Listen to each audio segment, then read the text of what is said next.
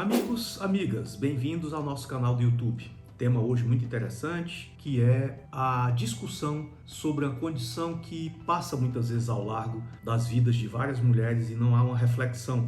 Muitas vezes não há sequer uma associação de causa e efeito, que são fatores químicos que podem afetar as funções ovarianas e trazer para essa mulher uma abreviação da sua vida funcional, hormonal, reprodutiva, ovariana, causando uma chamada menopausa precoce. A menopausa, como todos e todas sabem ou supostamente deveriam saber, é a parada das menstruações, a parada natural dos ciclos menstruais. Esse processo, parada das menstruações, menopausa, ocorre na mulher brasileira aproximadamente entre 48 e 52 anos. A questão, quando esse fenômeno ocorre em idades muito menores, muito mais cedo do que os 48 anos, é a chamada de menopausa precoce. A menopausa precoce pode ter um componente genético, é uma condição mais comum de se encontrar em mulheres cuja a presença na família direta, a mãe ou uma irmã mais velha, já tenham tido também menopausa precoce, mas pode ser também causada por uma multiplicidade de fatores, como, dentre alguns deles, infecções, principalmente infecções viróticas, quando essas mulheres não têm essas doenças na idade apropriada, que é a infância.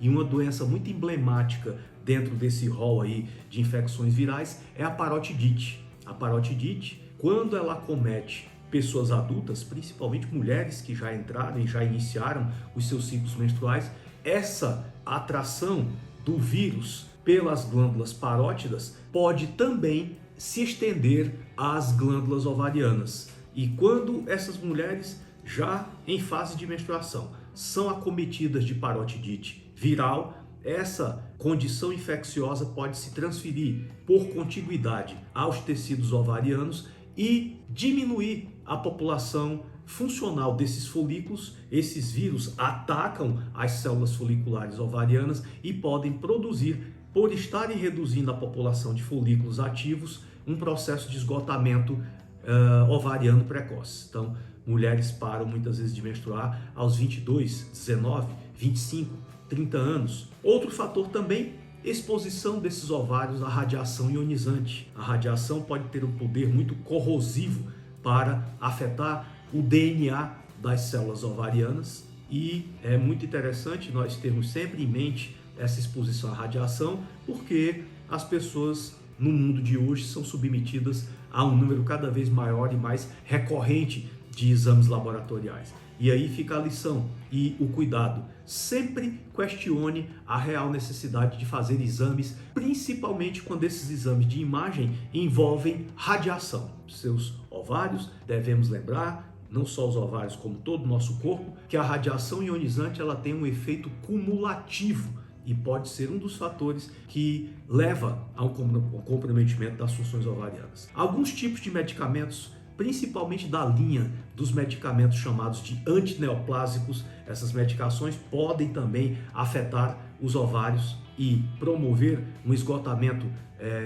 precoce dessas glândulas. E dentro da parte de fatores químicos, talvez uma das coisas mais relevantes que nós tenhamos que trazer aqui à discussão e à reflexão é o uso cada vez mais frequente, indiscriminado e crônico de contraceptivos hormonais orais. Os contraceptivos consistem em um conjunto de remédios. Normalmente, nos contraceptivos são associados dois remédios, um remédio chamado etinilestradiol. O que é o etinilestradiol? É um remédio que imita a ação de hormônios dentro do corpo da mulher. Esse etinilestradiol vem associado com um grupo de substâncias que são chamadas de progestogênios. Esses progestogênios são imitações grosseiras e medicamentosas de um hormônio produzido naturalmente no nosso corpo chamado de progesterona.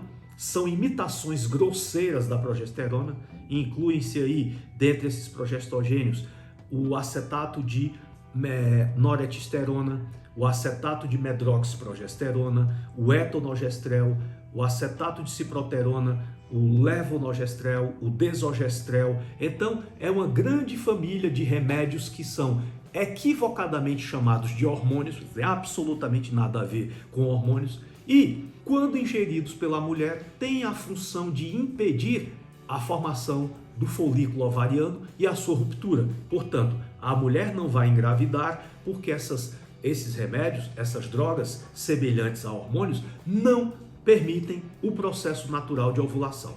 O problema é que, para que esse ovário seja impedido regularmente de proliferar, romper e ovular, essas substâncias atuam não só impedindo esse processo, mas atuam também ocupando nos ovários receptores que deveriam estar sendo ocupados por hormônios produzidos pelo próprio corpo da mulher, hormônios naturais. Esses espaços celulares, chamados de receptores, ocupados então por esses remédios anticoncepcionais, começam a provocar um fenômeno chamado de downregulation. O que é isso?